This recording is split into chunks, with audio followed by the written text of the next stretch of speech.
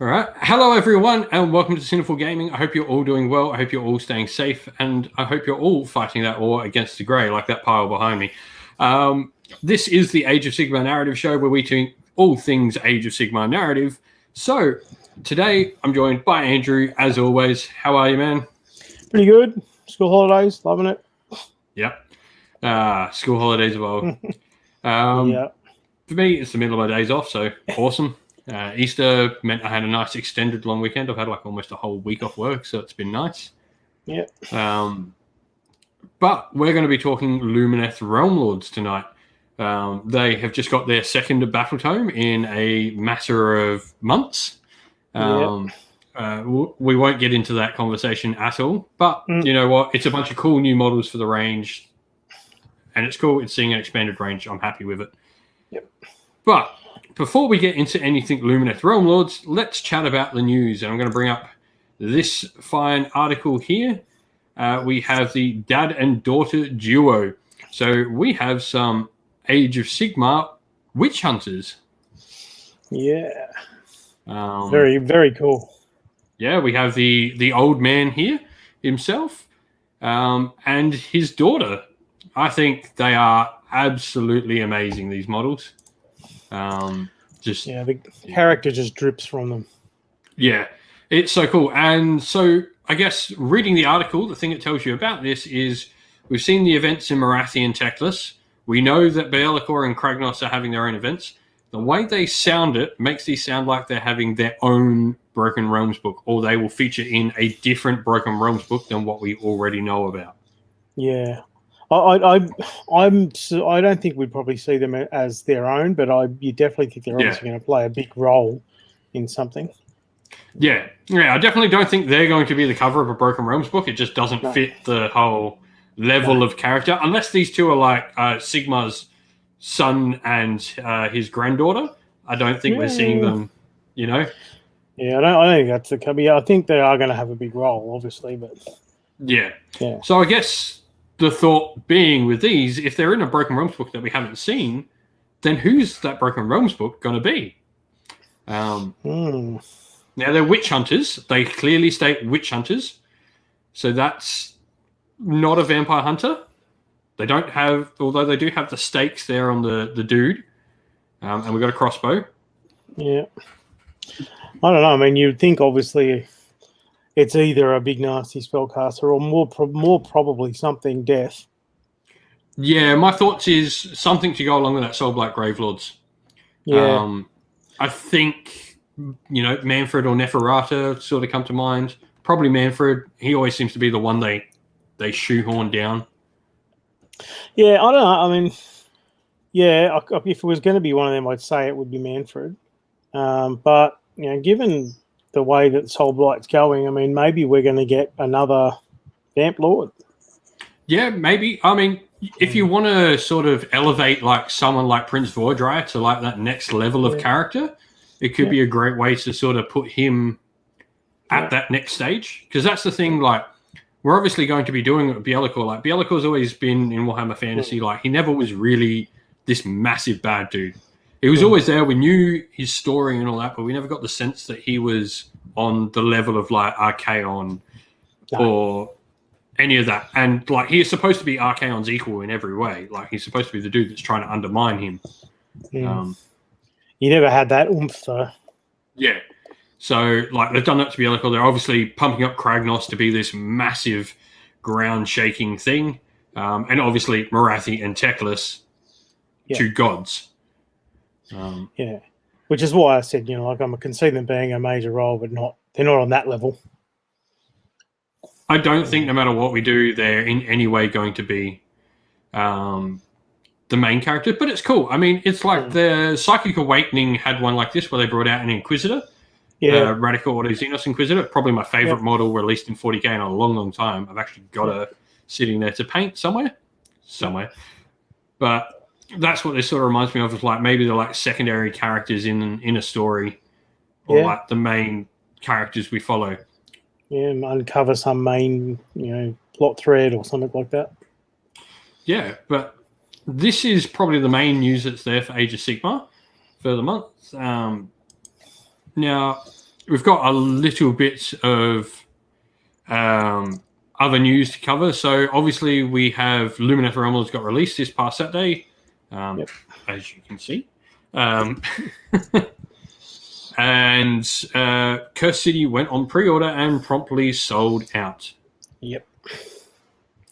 Now, this is something important that a lot of people are saying, just hold on, don't go buy from those scalpers. There's a second wave coming of stock. Yep. It's just Games Workshop have done this with all their releases of current. They will run out of stock because they're not producing as much, although they should be back to normal soon, hopefully. Yeah, I mean, I think even before pandemic, they were kind of taking it a bit easy on the releases simply because I think they're wanting to make sure they're going to sell out. So, yeah. I mean, they're a business. Yeah, it builds up demand. Practical business sense says, you can sell 40 things, or you can sell 60, or you might sell 60. Yeah.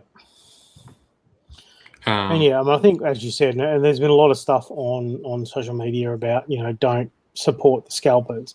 And I think that's where a lot of the angst comes from.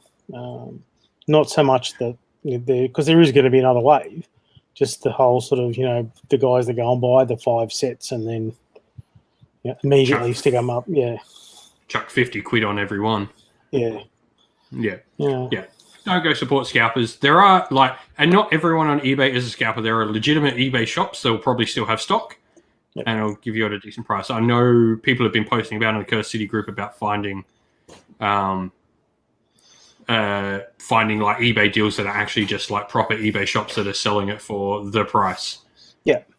So and there are people that legitimately just buy the box sets and break them down. To sell, and they don't then gouge you for it. And we're not saying don't support them by any means. No, because they do a good job for the people who want a couple of models. But on that note of releases as well, we got the End of Enlightenment novel by Richard Stratton. I read his first book and did a review on the channel, which was the Warcry Catacombs Blood of the Everchosen, which is probably my favorite Black Library piece they released all of last year. I thought it was absolutely fantastic for someone's first book for Black Library. I can't wait to read End of Enlightenment. I strongly suggest going and picking up the work because if it's anywhere half as good as Warcry Catacombs, it'll be a great read.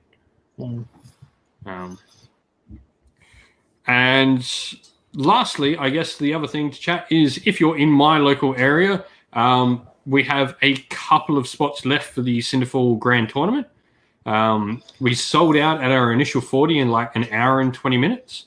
And so I added an extra 10 tickets that we could. And I think we've got 2 or 3 of them left. So if you're looking for a spot, shoot us a message through the Cinderfall Facebook page. Yeah. That's South Australia, if you don't know. Yes, that is South Australia, if you're not sure. Please do not buy a ticket if you're from the US or UK. You will not be able to come. Yeah. Or Queensland at this current point in time. Yeah.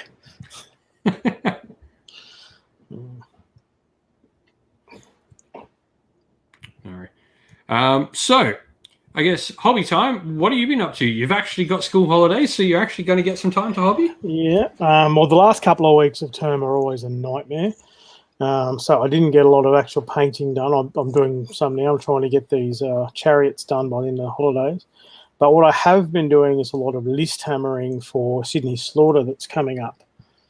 And both my daughter and I are going to Sydney Slaughter, so we've both been trying to work out what we're going to take. Even some of the comments on Twitter this morning suggesting that my daughter and I should cosplay as the new witch hunters, but I don't think that will be happening. But I'm trying to work out how to make the fluff I've got for this army work on the tabletop in the time I've got. Nice. Personally, I've still been working away at these goddamn Wildwood Ranges. They are almost done. I've got like little details left to do now. Well, that'll teach you to start painting a massive horde all at once. Yeah, well, like the way I look at it when I generally paint now is I try to get the bulk of the army done. I did it with my Liberator blob where I got the 60 Liberators and the rest of the army, like even though it was another like 30 models, I did them in like 2 days. Yeah. And like this will be the same. This is 50 models once I'm done, I've got 10 Wild Riders, 10 Wild Riders, a Nomad Prince, and 2 Treemen, and that's it. Yeah. Well, as I said, with this army, I'm trying to get the summonable stuff done first, so that because too often I end up with an army where I can summon things, but then I haven't been able to get them painted. So I have army ability that I just can't use. So, but not these guys were half painted, which is why I'm trying to get these done. Then I'm going to move on to some more big blocks of beastmen or ungors, I think. Nice. Yeah, I guess that's my only other hobby is I picked up a nice giant beastman army to add to my Darkwalkers, so we'll be getting them painted at some point as well. Add to the massive backlog that sits in my room. Yep. So shout outs, I guess, this week. Anyone you'd like to give a shout out to? Actually, only the ones I mentioned again last, like the Cobalt Keep bases. They've been in contact 3 times this week, thanking me for the shout out I gave them last time. Check them out if you want magnetic bases. They're really good. Yeah. My shout out, first of all, I'd recommend going and checking out Ash McEwen on Twitter. He posted the second one of his Gargants up. It is absolutely amazing. Yeah. In the cell shaded theme, it's awesome. And apparently there's a guy doing a Gloomspike Gitz army as well. His Sloon Shrine was up the other day. Really cool. Yeah. So the Gloomspike Gitz Facebook page that I run, go check that out as well. And lastly, give a shout out to a good friend of ours, Tim, the Aussie Wargamer. He put up a cool little video talking about like building good narrative for your characters, which is a really good video. I really enjoyed it. And he's up my way, a bit further west than me, but yeah. No, definitely go check out Aussie Wargamer. So we'll get into, I guess, the main sort of talking topic of today, which is we're going to talk about Lumineth Realm-Lords today. And not just Lumineth Realm-Lords, but how we've come to get Lumineth Realm-Lords, who they were in the old world, how they changed, and where we are now with them. Yeah. So for those who don't know, I guess to start with, Lumineth Realm-Lords were the High Elves back in the old world. Yep. And we had them led by a Phoenix King at the end, I believe. What was it? Belshazzar was the last Phoenix King. Yeah, right at the end, yeah. Yep. And then, obviously, we had the Alariel, the Ever Queen there as well. Yes, the very same Alariel we have now. Yep. And then we had mighty heroes such as Tyrion and Teclis, who Teclis was the chosen mage of Lilith, the goddess. Yep. And a bunch of other characters. But effectively, the High Elves were very haughty sort of characters in the old world. Based very much on Tolkien's elves with the island kingdom, magical realm, all that sort of stuff. Yeah, immortal to an extent. Yeah. And very much thought themselves better than others. They were actually taught magic by the Seraphon or Lizardmen back then, and were generally one of the most trusted races of the world. Like everyone saw the High Elves as like this race that could be sort of trusted to do the right thing, and the High Elves did the right thing by the world, not by anyone else. Yeah. Very, very lawful good in D&D terms. Yeah, very, very lawful good. If like you were worth the sacrifice to protect the entire world, you were going to get sacrificed. But during the end times, everything sort of went a bit downhill for the High Elves, really. Eventually, the Dark Elves came and sort of beat them up a bit. Because the Dark Elves in the old world were the High Elves that rebelled. And the Wood Elves in the end too. Yes. That's again because the old world owed so much to Tolkien. The Wood Elves were the elves that stayed in the old world when the High Elves went, screw you lot, and went back to Ulthuan. The Dark Elves were the ones that went, we don't want to do what you want to do. We're going to go over here and take slaves and do horrible things to each other. And the High Elves remained on their island as better than everyone else, at least in their eyes. Yeah. And we'll get to... you've got a question in the chat there, Andrew. I'm not sure how you said it, but someone asked, have you found Felix yet? What? Well, you've got the real Go Trek as your thing, so someone's asking if you found Felix. I get it. No, not quite. No, still unfound. Well, maybe he'll come back in the Broken Realms. I mean, you never know. Yeah, it could be. Broken Realms. He's the Celston Prime. Maybe. Broken Realms Felix. Yeah. No. We're all waiting for Broken Realms Johan. But anyway, so yeah, in the end times, everything sort of turned topsy-turvy for the High Elves, and they sort of imploded a little bit with Malekith, or now known as Malarian, becoming the Phoenix King, Alariel taken by his side. And really the only elven goddess that survived right to the end was Lilith. And then obviously her and Araloth had their thing. Yeah. And I mean, there's aspects of Lilith still around in the sort of moon god stuff of the Lumineth a little bit. But. Yeah. And I guess that's really where we want to get to, is like where they sort of turned into what they were. So when the old world died, we had the incarnates of the thing, and both Cheery and Teclis were two of the incarnates, and the other one that was also an elf was the incarnate of fire, which was Caradryan, the Phoenix, champion of the Phoenix Temple. Yep. So he's an interesting thing to talk about.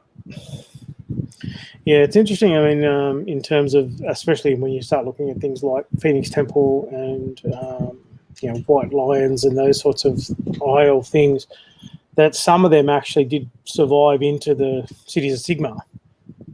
So we currently got Phoenix Temple and Shadow Warriors. Yeah, and the others are around for a while. But I think, like, talking about like those characters there, Caradryan's an interesting one because he's the only incarnate we haven't seen in Age of Sigmar. Every other incarnate has appeared. If we're including, I guess, Balthus Aurum as Balthazar Gelt. Yeah. But I mean, I don't know whether we really need another elf. But we might get one, but I suspect that's why. Yeah, I mean, we've got two more parts of the Lumineth to come, and we'll get to that later. We're going to have all sorts of fun talking about that. And so why did, we got a question there, why did Malekith change to Malarian? One, like, this is actually going to be a legitimate copyright issue for GW. Yeah. It's going to be one of those actual times where, yes, GW had to change for copyright reasons, because Malekith is obviously Thor and all that copyrighted by Marvel, so they can't have anything to do with that. That actually, that, I mean, and look, there's a lot of stuff we say about GW about changing names of things for that reason, and sometimes it is legitimate, and that's what the case is here, I suspect. Yeah. What's cool though, I guess something interesting about Malarian on that note, his dragon was called Seraphon. Just I have no idea if they just saw the name and they liked that name and wanted to keep it for something, or if it's actually got some proper meaning maybe down the line. But I don't know. I don't think so. I think it's just they reused the name. They had a copyright and reused it. But a cool little fact. All right, so the Lumineth nowadays, this is what we really want to talk about tonight. When you first saw the Lumineth, what was your thoughts on them? Well, I mean, obviously, I was aware that they were basically the High Elves rebranded, so to speak. But for me, I don't know. the High Elves, even though I never had a High Elf army, they were always one of those sort of dream armies because they always look so beautiful and crisp in their blue and their white and things like that. And they did have that Tolkien aesthetic. When they released the Lumineth, color schemes aside, which I've said before I didn't really like, they were trying really hard to keep them as High Elves, but also make them different. So the first thing you see, and there was a lot of polarized opinions about the helms with the bulls on them, and a lot of memes and jokes started coming out about that. But it was clear from the names at the start, Stone Wardens, those sorts of things, that they were going to tie them to the elements much more strongly than the High Elves had been. And as we've seen in the later releases, obviously that's the route they're going. Yeah. And we'll get talking about the Elementary later. But I feel like there's definitely that part of the Lumineth where old players can connect to, which is the Venari. And I'm really happy that we're seeing a larger range of Venari come out. I mean, we've seen all the Banner Blade, like an old BSB. We've seen the Bolt Thrower come back. We've seen Swordmasters come back, which is cool. We're seeing this Venari, this really high elf looking thing, because even with those more ostentatious hats that some of those kits have, they're still very high elf. I mean, let's not forget, high elf still had stupid hats back in Warhammer Fantasy. Yeah. They just didn't have cows on them. Yeah. But also, I mean, if we're going to go older, they're made of mithril. They weigh next to nothing, so it doesn't matter if it's 10 foot tall. Yeah. and there's, I mean, look, they had to pick an aesthetic that was not traditionally elven. If they'd gone with the whole, dragons again, well, that's every elf race in fantasy they have associated with dragons in some way. Again, I mean, that's, I suspect, why we lost the Swifthawks, because the whole, noble birds of prey, things like that, again, to Tolkien. So, they had to reinvent the wheel while also keeping it familiar enough to keep people engaged. Yeah, and the creatures are weird. I mean, it is one of the things I really enjoy about Age of Sigmar is seeing all the weird creatures Games Workshop are coming up with. Yeah, and even just the simple changes, Griff Charges for me are one of the coolest things I like in Age of Sigmar. I think Griff Charges, just that slight change on a Griffin, making it more like speeding horse mount rather than the more avian Griffin, where the Griffin is very avian dominated. They're taking the other part of it and dominating more with that. And the thing, I mean, those sorts of things too. The aesthetic didn't have to change that much. They just put the AOS spin on it, and we have this really cool, new but still familiar thing. Yeah. For me, if you can't tell, I really liked Lumineth when they came out. I was all down for it. I mean, I'm an elf player at heart. I play elves all day, every day. So the Elementari, I guess, are where the discussions start. And for me, in 40k, my primary 40k army is Eldar. And this is where I see the likeness to them. I look at the Aspect Warriors, and that's exactly what I see in the Elementari Warriors, is these Aspect Warriors in fantasy. Yeah, definitely. At the different temples and, the different approaches to war, all that sort of stuff.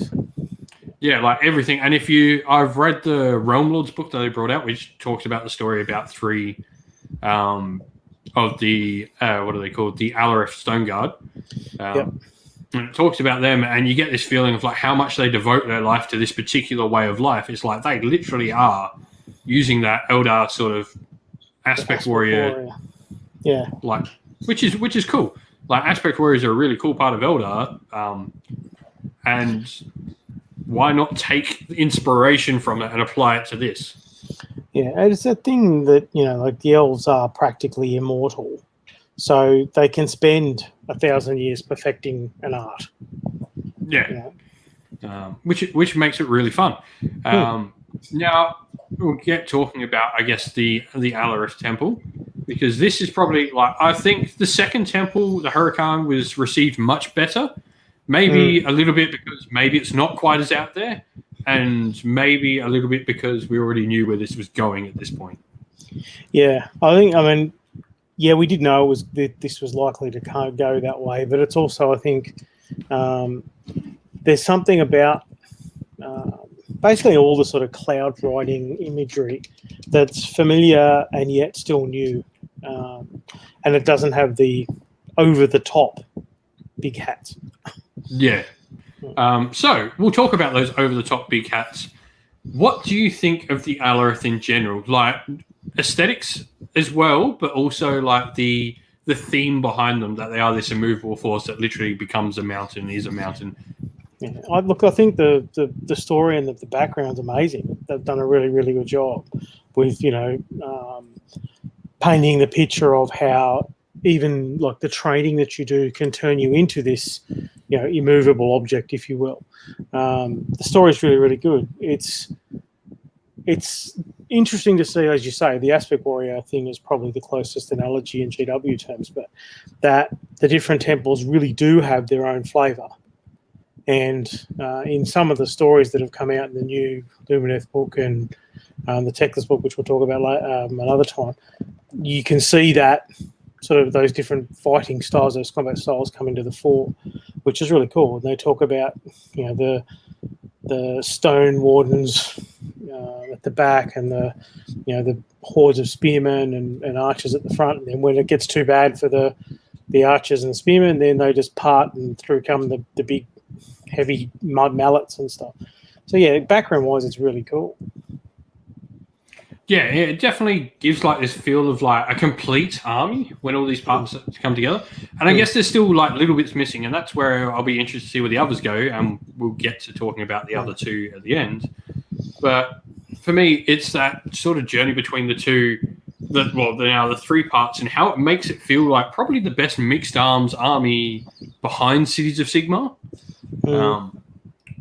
Where you can play this army where it does everything. It feels like that whole force. Yeah, I don't know. It does. I don't know how well you're going to see that on the tabletop just because of the points values and stuff. But yeah. They certainly have the potential to do that. Yeah. Points aside, points schmoints. But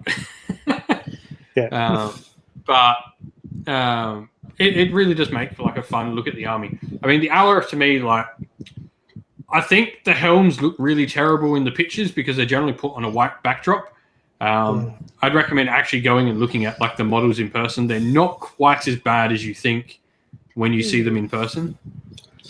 Yeah, look, as I said, there's still giant cows on their heads. Like, let's make no mistakes. As I've said before, for me, I think the paint scheme that the heavy metal team used hasn't done them any favors.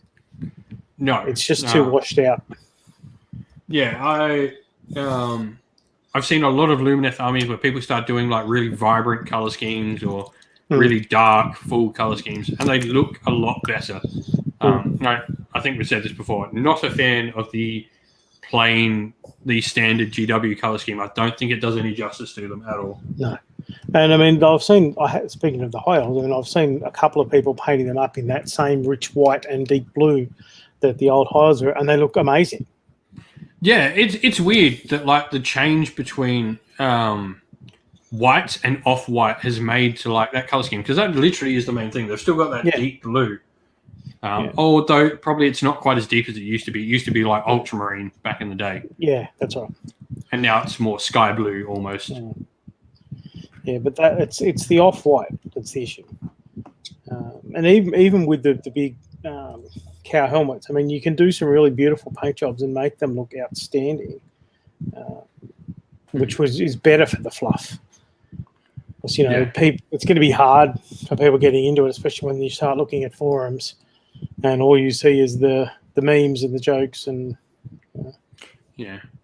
Well, it does seem that like GW is pushing them very, very hard. I made this statement before that I would not be surprised if I ever saw them in a starter box. Like, that's how hard it seems that GW is pushing the range in general.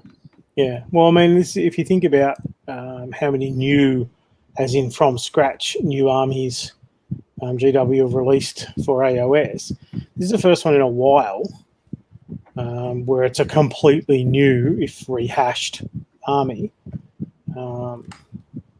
It's getting this sort of support. Yeah. I mean, even when they released, say, Caradron, they didn't have anywhere near as many models or kits initially that the Lumineth have got. And the fact that they did get, basically a second book 5 minutes after the first, as much as, okay, there's issues with that. I mean, it is the support that's coming through. Whereas Caradron got, here's this stuff, see you in a few years. And here's a dirigible suit now. Yeah, here's one guy, But we've got someone asking in the chat, they're like, where are the cows even from, like art, or where have they drawn the inspiration from? Generally, I think it's like Tibetan is generally where you see. There's a lot. I mean, there was a lot of stuff, Persian, Middle Eastern as well, which is where that influence of the original Chaos Dwarfs came from. There was that Mesopotamian and Hittite stuff. And they don't really have that same feel, but the imagery of the cow and the cattle does feel a lot like that. And I'm not. I think that's part of the thing. As a history teacher, the aesthetic feels mismatched to me. So I don't know. Maybe I'm just too big a history nerd. Yeah, I think that's a hard thing to get away from in Age of Sigmar, because they used to do that a lot in fantasy. I mean, Tomb Kings, you literally look at them and they are Egypt. Yeah, Lisbon, that's right. Azteca, Aztec, Mayan, Inca, whatever you want to call it. Yeah. Elves are Atlantis. Your Empire is like Germanic. Yeah. Bretonnian are literally Britain, French knights. Yeah. And I think the Wood Elves are Gaelic Celts. All of that. Yeah, and that's why I think with Sigmar they've tried really hard to break those molds, because it's they don't want people to go, oh, that's clearly an insert thing here, because they want their own aesthetic, and that's why I think they've gone with the cow sort of stuff. The idea of the mythology of the cow or the bull being the symbol of strength and virility is across a lot of cultures. It just, at the time, it still didn't seem really elvish. Yeah. Which I think they probably do. Yeah, especially when the Stone Guard are wielding giant hammers. Yeah, Elves don't use hammers. That's a dwarven weapon, as many comments said. Yeah. But, they've grown. You see them on tables a lot. Lumineth are getting more and more popular, and I think the new books are only pushing them. More and more. But the other one, obviously the new range that's come out has been the Huracan, which are the Wind Temple. That's really got a more Asian aesthetic, the Wind Temple, especially the sort of the spirit demons riding clouds, or spirit, wind spirits riding clouds and things like that. Goes back to the Monkey King and those sorts of things. Yeah, people, one or two that, or if you're a bit younger than me, it's generally Goku is what we remember. But that's what Goku's based off. So and it is. It's that harnessing the elemental force or through your chi and all that sort of stuff. And even the what's his name, the spirit of wind, Severeth, the seventh wind. Yeah. I mean, he's clearly a kitsune. When Vince was talking about this on Warhammer Weekly, he's like, I remember there's something from Magic. I'm like, it's kitsune, because that was the first set of Magic I ever started playing was with kitsune. So what was it? Legends of Kamigawa? Trying to remember. It's a long time ago since I played Magic. And that's the whole Asian fox spirit thing. I mean, you even have what's the name? More modern one, Baby Metal. Metal have the fox spirit thing that they do. Yeah, that's right. And there's obviously multiple influences going into the range. So they're trying to, as I said before, make sure that it's something unique, but also that there's a variety in there, so it doesn't feel completely like the old High Elves. Yeah, and I think that's what they've done. They've taken the Venari and very smallly changed the Venari. And kept that main theme. And what they're doing with the temples around is the temples around them, they're really going all out with. Yeah, and that's what you were saying about, those links to the Eldar. Like the Venari are like your guardians, your citizen soldiers. But whereas the other temples are I've dedicated my life to this. So talked a little bit about them. I guess we'll talk a little bit about the Venarii as well before we go into what I want to talk about at the end. We'll have a bit of fun trying to pick our other two temples. We're gonna have a bit of fun. But so the Venarii, they are our standing force, and this for me is what makes them cool, and I think will draw a lot of the old fantasy players back with the army. I mean, I've had a lot of people in my new local game area that are picking up Lumineth because they like the idea of how they sit in a block. Yeah, it's the old, the elven phalanx basically, with the wall of spears with the archers behind them, and that sort of thing. And that's what they're for. That's what they excel at. Yeah, and then you got your cavalry to flank around the outside. Yep. You've got ballistas now. You've also got a general, and here's a really cool model. Wherever he is, he's somewhere. And I guess we've got the Venarii. Even the cavalry are basically silver helms. Yeah, the cavalry are probably the most high elf unit in the whole army, I would say. And they're actually on horses. Yeah. What's a horse? Age of Sigmar doesn't have horses. Yeah, we don't have horses, but then all of a sudden, horses. Okay. But I think the Venarii, core of the army is that thing that's going to draw a lot of people in. And it's important to have these things in Age of Sigmar. I mean, we have Cities of Sigmar, which a lot of people I see playing Cities of Sigmar that come in new are generally D&D players because they like the idea of the mixed, a D&D city is the thing. Yeah. While I think this is going to be a much more appealing to a truer fantasy fan with the Venarii at its core.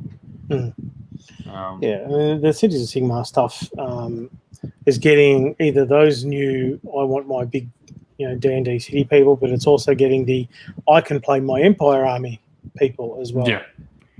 Yeah. And so with that, I want to have a bit of fun for the last little bit of the show. So what I want to do is there are two temples that haven't been revealed, and we'll do this with the chat. Anyone who's joining us, what I want to do is I want everyone to put out their ideas for what these last two temples could be. So we'll explain what it is first. So for those who don't know, the Lumineth effectively play to four spirits of High Aelf. They are the mountain, the wind, the zenith, and the river. So we haven't got stuff for zenith or river. So what I want to do is I want to figure out what is the weird aesthetic that we are going to get for these last two. And we'll start with probably the easier one. We'll start with river. I want you to give me a weird thing that they are going to base this aesthetic on. What is a weird animal or a weird couple of animals they are going to do for river? Well, it has to be platypus. Well, we've got kangaroo riders, so I want to see the platypus flying through the air. That's Platypus people. I mean, I can't disagree. A platypus is literally a creature out of Age of Sigmar. Yeah, it is a mammal that lays eggs with a duck's bill that can breathe underwater for longer than a seal, and is poisonous. Yep, and lays eggs. Yeah, and lays eggs. It's a monitoring. Yes. One of only two in the world. The other one is an echidna, for those who don't know. Yeah. All right. We have, or chariots being pulled by platypi.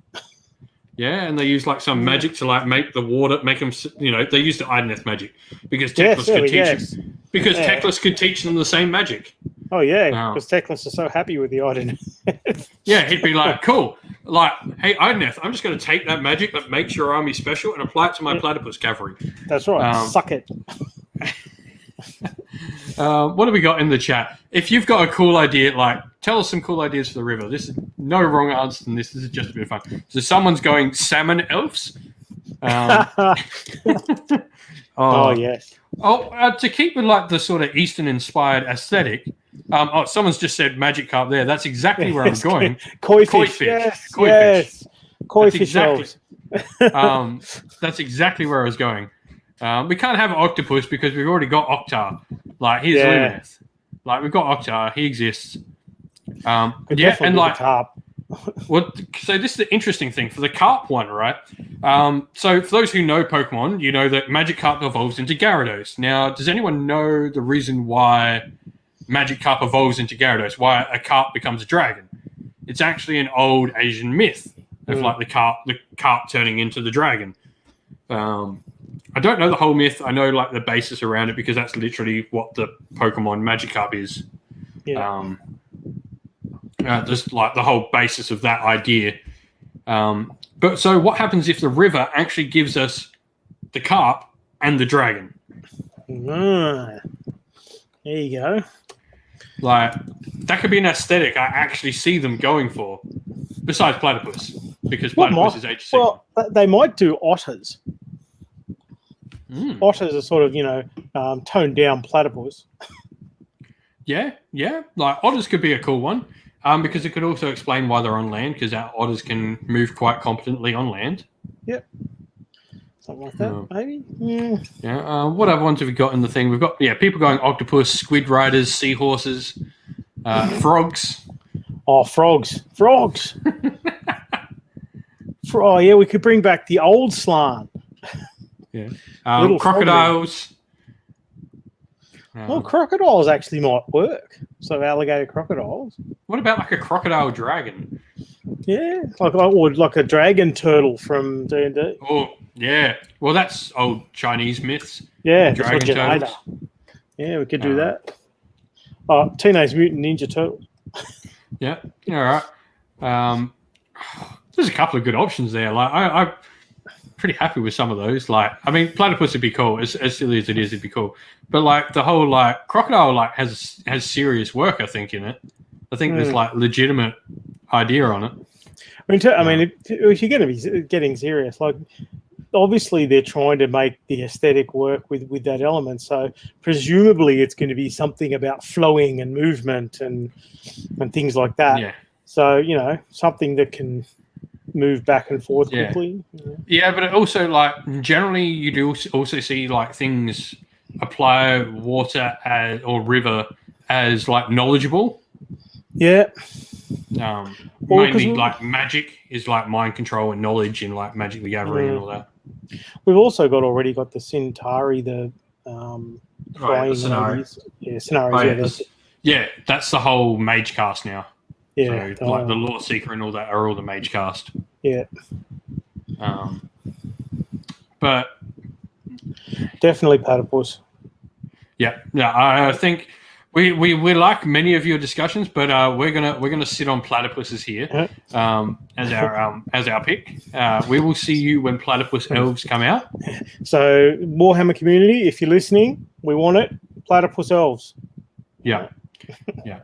Platypus Elves.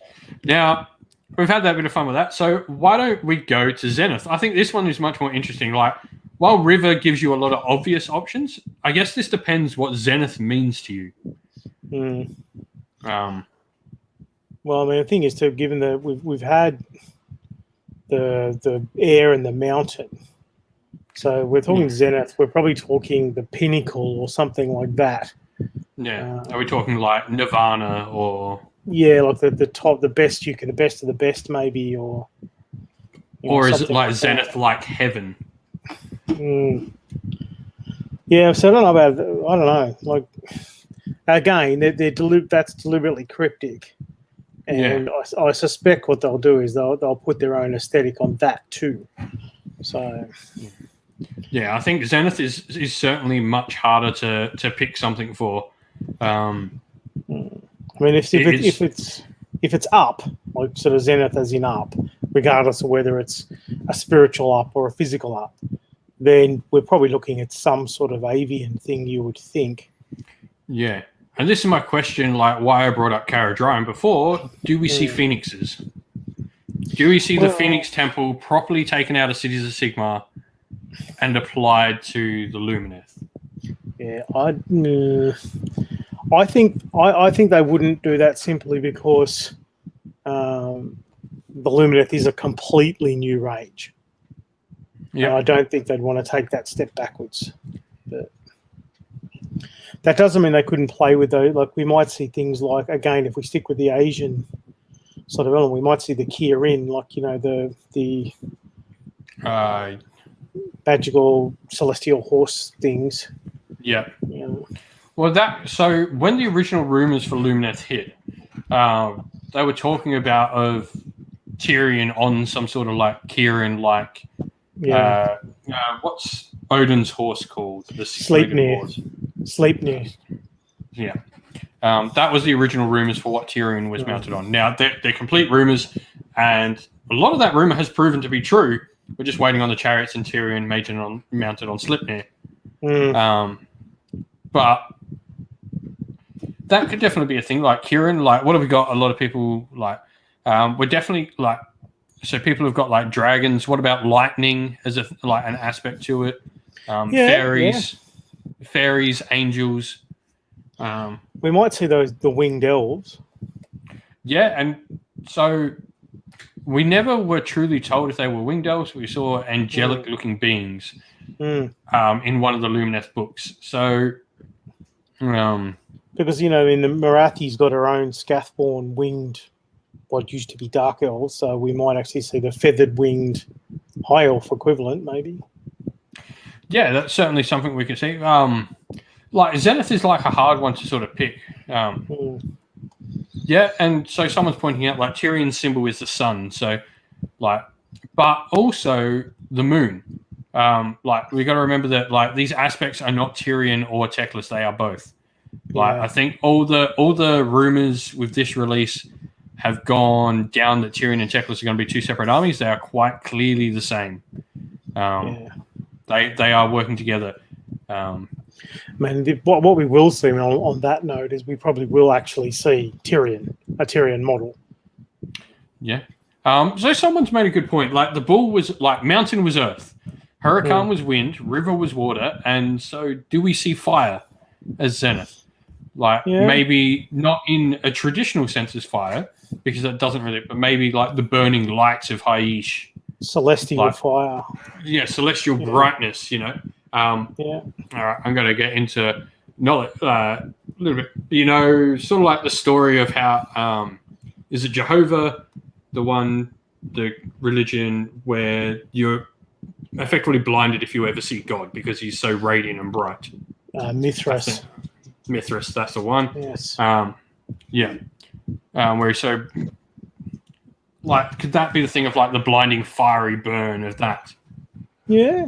I mean, in a lot of the stories, the fiction that's come out so far, there's a lot of reference to the blinding light of the Lumineth in different aspects. So maybe the Zenith are the sort of pinnacle of that. They're literally the Zenith of that. Yeah. Yeah. It's by far the most interesting thing I think like left for the Lumineth to reveal because like there's no guessing or thoughts to have about it because it could be literally anything. It depends how they take it. Yeah, and that's what I'm saying. Like GW, especially of late, like to put their own stamp on things. So even though it's called a certain thing in the mind of our GW overlords, well, we're not going to have it mean that. We're going to have it mean blah. That sort of thing. Yeah. Yeah. I think that was a little bit of fun on the two. So. Really, what we want to end up on with is, I guess, we'll talk a little bit about the new Battle Tome and some of the things that come out with it. So, obviously, we know all about the previous Luminous stuff. I think the big thing to come out of this is a lot of the Hurricane stuff and the movement abilities of it, like the piling in 6-inch, but not having to pile in towards the closest model. Yeah, is certainly an interesting sort of rule. Yeah, I mean, there's everything. Whenever there's a new book, there's a whole lot of angst around it. I think, it's very flavorful. It works with that story. It works with the background. I don't think it's as game-breaking as people think. Those archers aren't. The archers are good, but I don't think they're good enough to take full advantage of it. No, I mean, look, are they going to be a pain for playing them the first couple of times? Oh, of course they are. But, the game evolves. It'll evolve. We'll find a way around it. And there'll be something broken next month. We'll be complaining about Gravelords in a couple of weeks. That's right. I mean, look, when the new Bone Tithe swept across the realms, every second army at the last CanCon we had was, Bone Reapers. Yeah, and like I can CanCon before that, when Legion of Nagash was hot stuff. That's right. Yeah. There's always something. I mean, will we see a lot of these armies? Probably, but then I think the one thing that'll keep me happy is I can deal with Lumineth being really good, because I'm going to see a lot of pretty armies, because their army, when done up nicely, is it gives itself well to painters. There's a lot of stuff you can do with it. Yeah, and I think that's the thing too with all the new releases GW are coming out with now. They're modelers' dreams. There's so much little detail and stuff on them. What it does mean, especially for poor gits like myself who don't have that much time, it takes a lot longer to get them painted. I will say with Lumineth though, I like the fact the army doesn't have to be so many models. Like it's a really highly detailed army, but it's not like Idoneth. If you play Thrall spam on Idoneth, you're painting up a lot of Thralls. Yeah. Lumineth, and those points run out quick. Yeah. It's the same. I mean, this is what I was saying about list hammering before. What I tend to do with any new army is the first time I'm going to an event, I pick what's the smallest model count I can take, because I can definitely get that painted. And then the event after that, then I can paint up a big unit of blah, because that's all I've got to paint. And the event after that, I can paint up something else. Of course, that method's taken a hit with COVID over the last year or so. But normally that's a way to do it. With Lumineth too, you can start with the small units. You can start with your cavalry and all that sort of stuff. And then at the next event, paint up your big block of spearmen and stuff like that. Yeah, for sure. So we'll end the show. We've got a few little questions in the chat of like various different things. We'll end up with like some questions. We'll answer some people's questions. So we got so someone's been following like all the Broken Realm short stories that have been appearing. Malarian's potentially appeared in some, like, or people have been following. Do we think Malarian will get his own army or follow the Gotrek model idea where he's his own standalone thing? So I think Malarian will, whether or not he rolls into Daughters of Cain, I don't think. Some people are suggesting that. I think we'll see a Shadow Elf army to oppose the Lumineth at some point. Yeah, like I think there's maybe merit to the Daughters of Cain theory somewhat, because like everything we've heard about currently, he is working with his mother Marathi. So fair enough. That it's at least a percentage of a chance that is where they go. However, I'm pretty sure we're going to see like a true army of like some shadowy sort of. I think personally, he's going to be where the draconic element comes out. Yeah. I think he's going to be the elves with the draconic element. And I think he's going to be like dark dragons, like the evil sort of dragonborn evil dragon. But I think, he's waiting there. We'll definitely see an army with a new range, I think, for him. And obviously the strange thing with Sigmar is that, even the good guys are not necessarily the good guys. So even though he's order, again, if we go back to that sort of D&D analogy, he's the lawful evil as opposed to the lawful good. So he's still law. And when we start to see he does his own thing. You have the Knights Excelsior, where they literally kill the whole town because they found some corruption in it of Nurgle. You had that fantastic short story where you have the father and son, and like the son looks fine, and his father's been afflicted by his father and mother have been afflicted by like Nurgle's rot. And the son's desperately trying to save them, and all of a sudden you hear the knocking and you see the Lord Castellan smash down the door and ends up just going, well, you're all going to die by my light, because you can't take any chances. That is lawful evil to a perfect. It's very 40K. It's that whole, this is the way we're doing it, and that's the end of it. But if you have any other like lore related questions, chuck them up, or we might not finish up soon. So I think we just answered your question, like Crypt Shadow, like why would they work against Lumineth though? or so. Yeah, order doesn't mean good. Like I think GW have been very specific in picking chaos and order as their I mean, if you look good at and evil instead of good and evil. Yeah, some of the stuff we've talked about recently, with the Daughters of Cain, Morathi can't be trusted at all. She's technically a member of of Order, but she's stabbing everyone in the back. And there's nothing. Malaria obviously is cut from the same brush, so target the same brush, so he's probably the same. And look at that. And that's not just with Order either. Chaos is at each other's all the time. Even Death, the archregents of the Ghoul kingdoms don't actually get on with Nagash for the most part. So yeah. I mean, you just have to look like literally the Lumineth and Ideneth like utterly hate each other. Or even like Alario. Alario hates everyone, like in equal measure. Like she is not a fan of anyone. She's bitter and twisted over what happened to Gairan, and she takes it out on everyone. But we're probably going to wrap up soon. We got one last. When do we think we'll see the next Lumineth Temple release? I don't know when exactly, but definitely after the new edition. Yeah.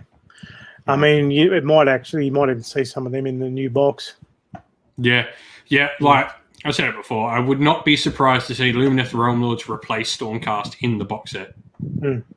And that would. I mean, and I think we're looking at a big year probably for next edition, or a bit later maybe because of COVID. But yeah. One last question then, and then we will wrap up. So we got one. Do you think Anarian will make a comeback in some way due to what happened in Broken Realms Morathi? I don't know. I want to say yes. I would love to. I would love to see him. He's a dude we never got a model for. He never had a model ever. He's always been. Warhammer Fantasy was interesting. And 40k has been the same way, where it built up its lore and effectively expanded it over editions. Like Space Marines are a perfect example of this, where what is now Mark I armor, was actually what the original Space Marines looked like. And as they've made more Space Marines, they've actually gone, well, actually, no. This is how the lore expanded from Space Marines. That actually was how Space Marines actually got produced by Games Workshop. They just sort of wrote in their changes into the lore. Yeah. But I think given the way that he appeared in Morathi too, I mean, he basically cut her essence in two. So if we saw him again, it might be along the Eltharian sort of lines. Maybe a ghostly spirit in a suit of armor, or I don't know, something, but maybe the equivalent of an avatar. Yeah. So we're going to have to close questions here but we will be back in a fortnight, same time for the show. We'll be chatting all things Broken Realms tech list, that one though. So read your books because there will be spoilers galore in that. And there will be gloves off on that one. We've been pretty good, I think, with this one on not ruining anything for anyone. So get reading your Broken Realms book, or at least read up on the lore, because we'll be doing plenty of spoilers next week. I'll put all the links to everything we shouted out in the chat below, in the video description. But thank you all for watching, everyone. Special shout out to everyone who supports the channel via Patreon and YouTube members. You can find links if you wish to help the channel via them down in the description of the video, blah, blah, blah. And come jump on our Discord server if you want to come chat with me and other members of the little community we got there. It's going pretty good. But that's it from us tonight, everyone. Stay safe, stay well, and most of all, keep fighting that war against the great. Ciao for now.